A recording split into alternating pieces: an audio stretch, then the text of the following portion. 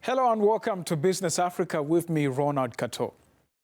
Coming up on this episode, it's been a year since the African Continental Free Trade Area launched, billed as the solution for low intra-African trade. The AfCFTA kicked off during a pandemic. We look at the lessons learned from the first year of trading and the opportunities 2022 presents. Also coming up, Ethiopia looks east after Washington shut it out of AGOA, a trade program which gives sub-Saharan African countries duty-free access to the US market. The cancellation of Addis Ababa's eligibility could have serious consequences for its plan to build an export-led economy. And more disruption coming to Africa's skies. The national carriers of Kenya and South Africa are coming together to form one airline. Both companies are loss-making and have seen their financial conditions worsen due to the pandemic. The details coming up. Thank you for joining us. So it was billed as a new dawn, a solution to unlock intra-African trade, investment and industrialization. But 1 year since trading began under the African Continental Free Trade Area, pace has been held back by the pandemic and the continent's first recession in 30 years. Africa has capped a year of trading under its signature African Continental Free Trade Area, AfCFTA, with mixed results. The AfCFTA's purpose is to form the world's largest free trade area by connecting almost 1.3 billion people across 54 African countries. The agreement aims to create a single market for goods and services in order to deepen intra-Africa trade with a combined GDP of around $3.4 trillion. But the pace of activity has been hindered by the coronavirus pandemic, with most economies delaying full reopening, as well as the unending negotiations on rules of origin, tariff schedules, and non-tariff barriers. In addition to that, powerful economies trying to negotiate free trade deals with African countries make up fierce contenders for the AfCFTA. Intra-African trade remains low compared with that between countries on other continents, with the AfCFTA billed as the remedy. Now countries have to breathe new momentum into the pact for Africa. Industrialization and growth ambitions depend on it. My guest is Mr. Jude Moore. He's a senior policy fellow at the Center for Global Development. He's also served as Liberia's Minister of Public Works. He joins us from Washington, D.C. Thank you very much, sir, for your time. What do you think of the first year of the free trade area? Just getting to the AfCFTA is a significant accomplishment for the continent. You have to remember that this idea of combining the economies of the continent first was in the 90s, discussed in the 90s in Abuja, right? And so to actually bring it into fruition is an incredible achievement. I think we shouldn't underplay that.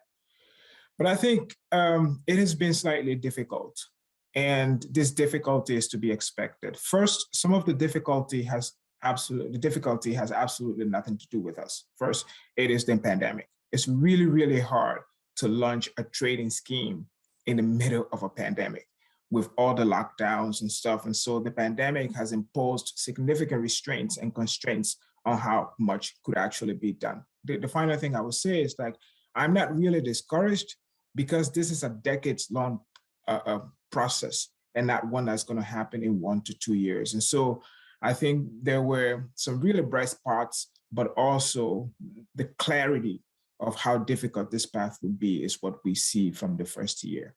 Judah, you correctly observed that the AfCFTA kicked off during a pandemic and progress hasn't been swift. But what are some of the most important things that should be overcome as we head into 2022?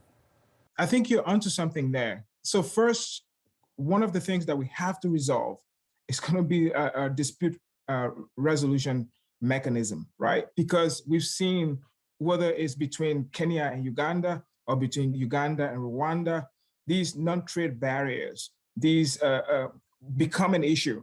And when that happens, there has to be a means whereby those can be resolved. Again, in West Africa, we have the same thing with Nigeria, and all of this is bordering countries, whether it's Niger, Benin. And so this is an important piece that we have to do. The second one is that the rules of origin will remain a difficult one, right? Because not every country is as we enter this trade agreement, we enter this trading mechanism, the free trade area, at different levels. And so because of that, there is an incentive to cheat, right?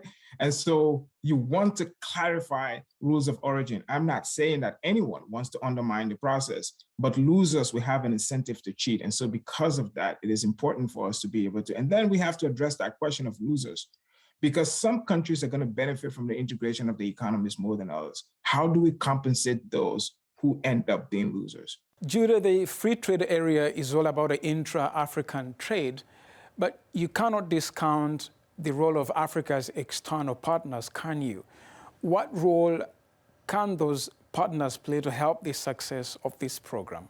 We're seeing some very good signs, right?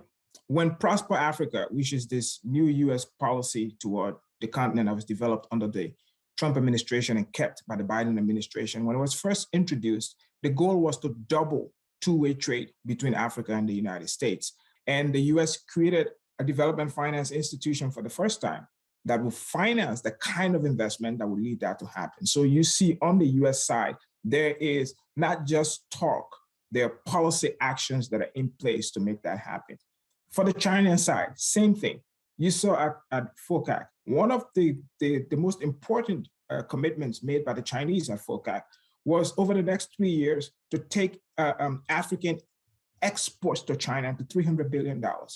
But I think there are still troubling signs. Both China and the United States are still keen on signing bilateral trade agreements.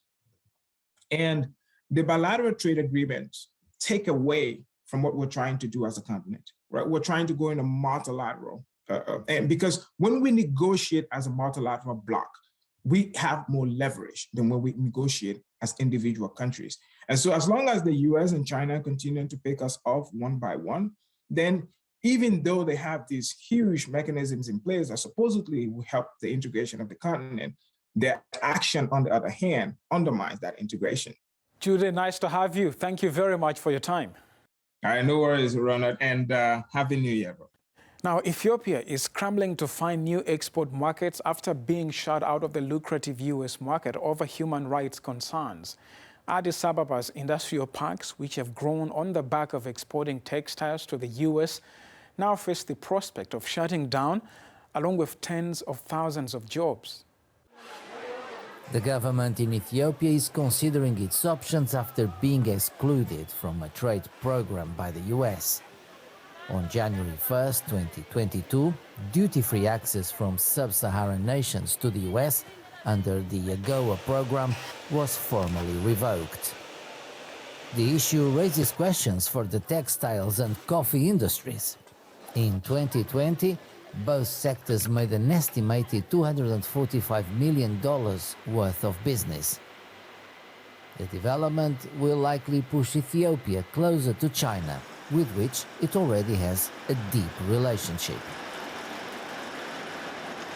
One of the most important things to note in terms of looking at Ethiopia's trade is what category of goods are their exports really dependent, or do they have strength, and what is creating the demand in overseas market.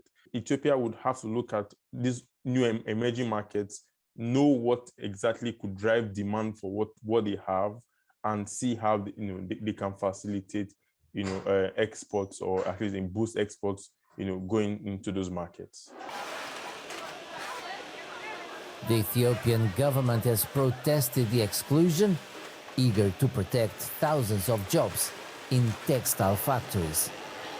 The ban also includes Guinea and Mali, two countries where the army has overthrown the government.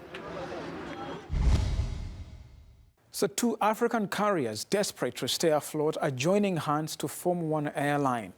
Kenya Airways and South African Airways are looking to become one Pan-African airline by 2023, according to President Uhuru Kenyatta.